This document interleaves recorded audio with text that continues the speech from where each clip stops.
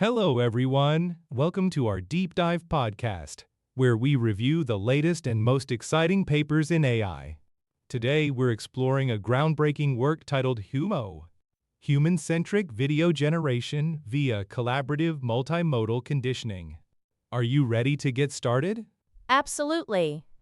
This paper is from researchers at Tsinghua University and ByteDance, and it addresses the challenge of generating human-centric videos using multiple modalities: text, images, and audio.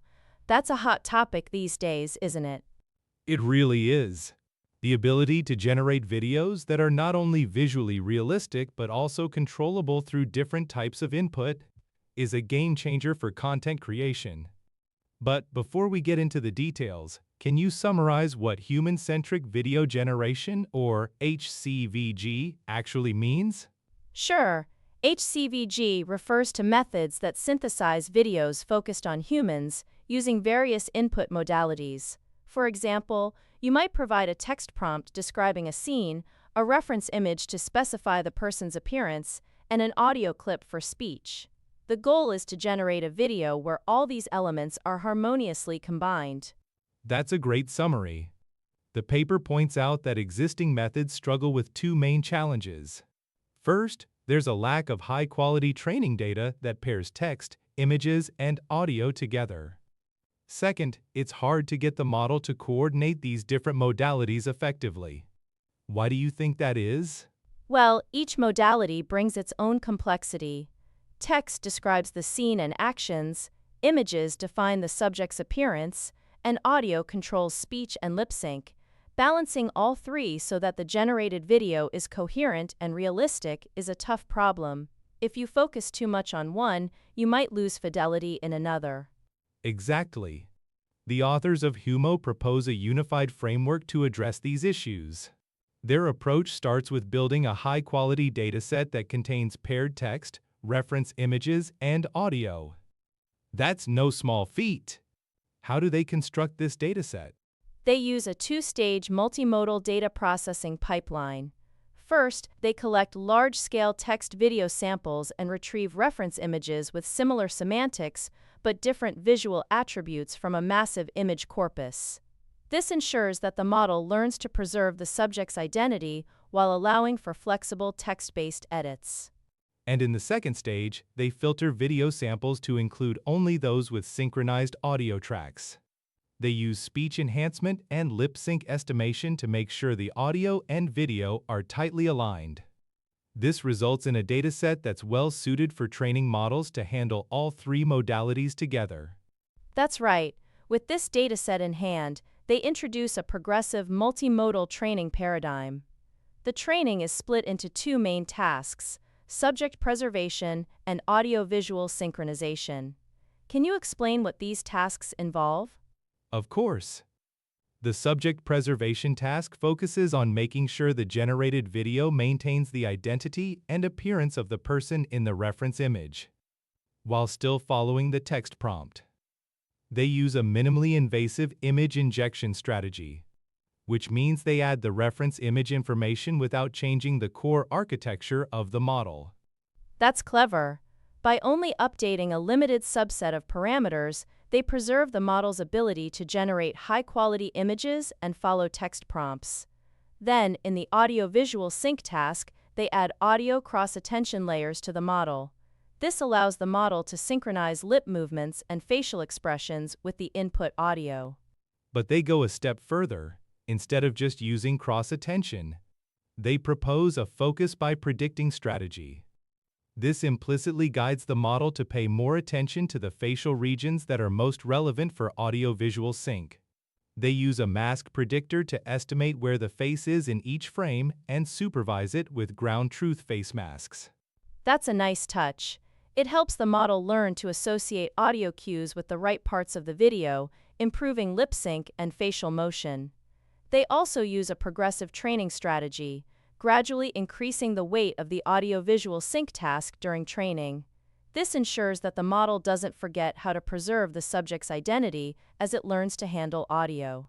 During inference, they introduce a time-adaptive classifier-free guidance, or CFG, strategy. This dynamically adjusts the influence of each modality at different stages of the video generation process. Early on, text and image guidance are stronger to set up the scene and subject, while later steps focus more on fine details and audio-visual sync. That's a smart way to balance the competing demands of each modality. The result is a model that can flexibly and precisely control the generated video using any combination of text, images, and audio. They even show that HuMo can handle cases where one or more modalities are missing. Let's talk about the experimental results. The authors compare HuMo to several state-of-the-art methods, both open source and commercial. They evaluate on tasks like subject preservation and audio-visual sync, using a variety of metrics. What did they find? HuMo outperforms the baselines in almost every aspect.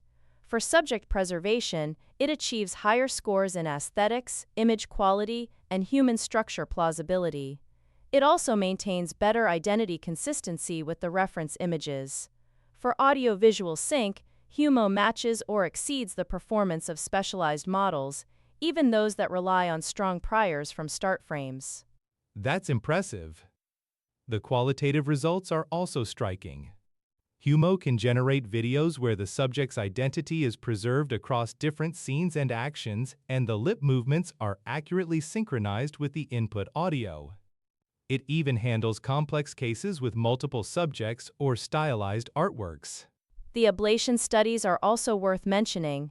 They show that each component of the framework, the progressive training, the focus by predicting strategy, and the time-adaptive CFG, contributes to the overall performance.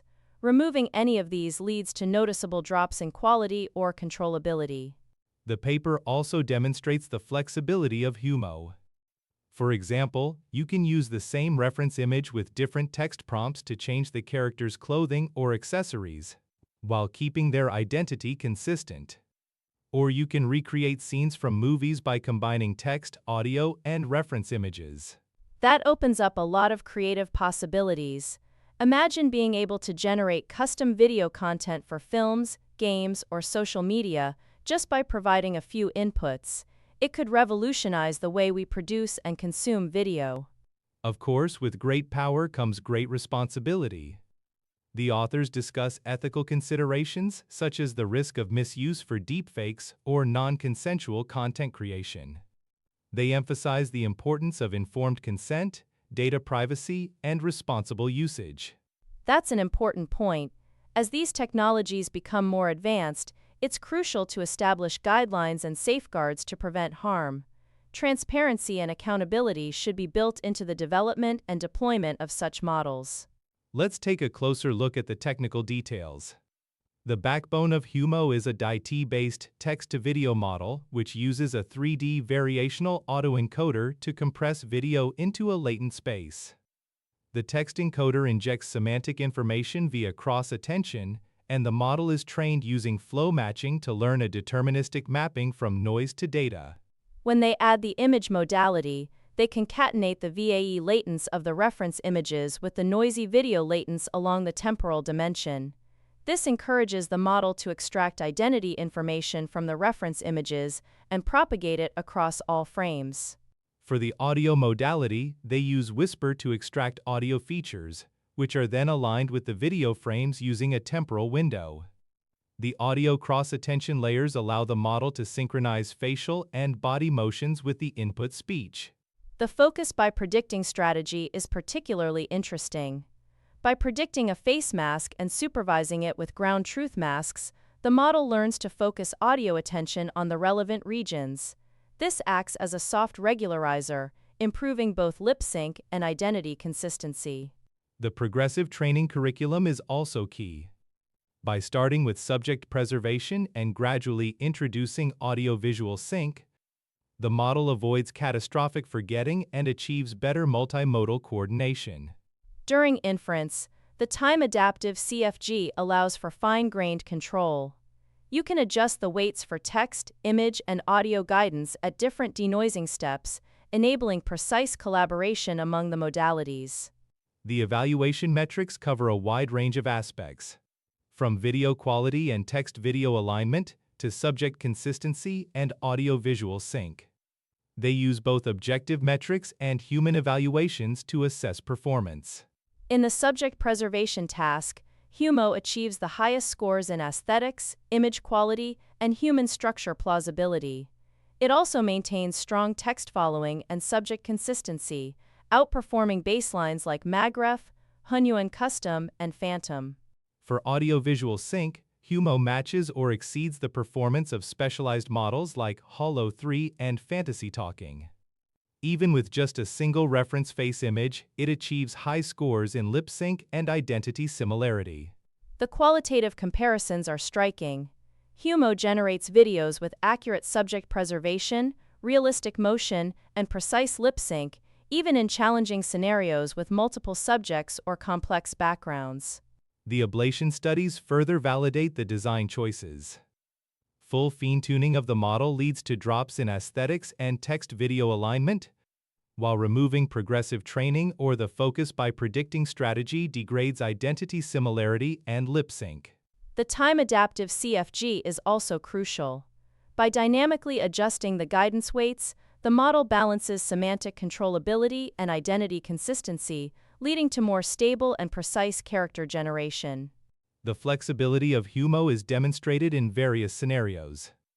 For example, you can use different text prompts with the same reference image to change the character's appearance, or combine audio and multiple reference images for enhanced customization. They even recreate scenes from Game of Thrones using both text-audio and text-image-audio modes. The generated videos preserve the layout and visual elements of the original scenes while integrating the reference identity seamlessly. That's a testament to the model's versatility and controllability. It can handle a wide range of input combinations and generate high-quality, coherent videos. The authors also plan to release their dataset and code, which will facilitate future research and promote reproducibility in multimodal video generation. That's great news for the community. Having access to high-quality, paired multimodal data is essential for advancing the field. Before we wrap up, let's reflect on the broader implications. HuMo represents a significant step forward in human-centric video generation. By enabling collaborative control across text, image, and audio modalities, it opens up new possibilities for creative content creation. At the same time, it raises important ethical questions. As these models become more powerful, we need to ensure they are used responsibly and ethically. Transparency, consent, and privacy should be at the forefront of development and deployment. Well said. It's an exciting time for AI and video generation, but we must proceed with caution and care. To summarize, HuMo introduces a unified framework for human-centric video generation with collaborative multimodal control. It addresses data scarcity and coordination challenges through a novel dataset, progressive training, and adaptive inference strategies.